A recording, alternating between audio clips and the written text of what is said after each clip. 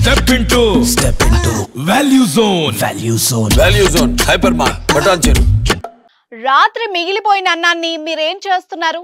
ఏముంది, ఇంట్లో పెంచుకునే పెట్స్కు పెడతారు, లేదంటే ఇంటి బయట ఉండే ఆవుకో గేదెకో పడేస్తారు. కానీ ఇదే చెద్దన్నాన్ని అమెరికాలో వేలకు వేలు పెట్టి కొనుక్కొని పొద్దున్నే తింటున్నారని మీకు తెలుసా?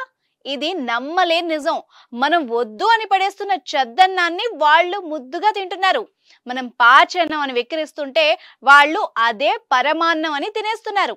కానీ ఒకప్పుడు ఇదే చెద్దన్నం మనకు కూడా పరమాన్నమే.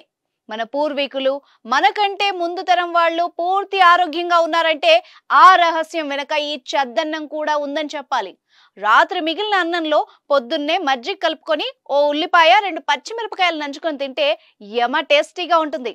అయితే ఇది టేస్ట్కు మాత్రమే పరిమితం కాదు, ఇది పూర్తిగా ఆరోగ్యవంతమైంది. మనిషిలో రోగ నిరోధక శక్తిని భయంకరంగా పెంచుతుంది. అలాంటి చెద్దన్నాన్ని వదిలేసి మనం ఇడ్లీలు, దోశలు, వడలకు అలవాటు పడిపోయాం.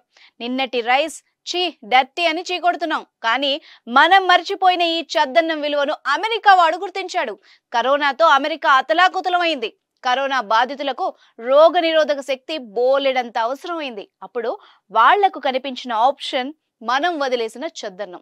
ఆ చెద్ది అన్నాన్నే వాళ్ళు అమృతంగా భావిస్తున్నారు, కడుపార ఆరగిస్తున్నారు.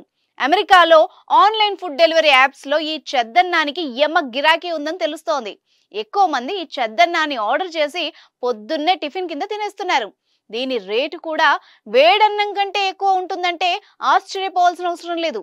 మరి మీరేమంటారు? మనం మారామా? అమెరికా వాళ్ళు మారుతున్నారా? కామెంట్ చేయండి.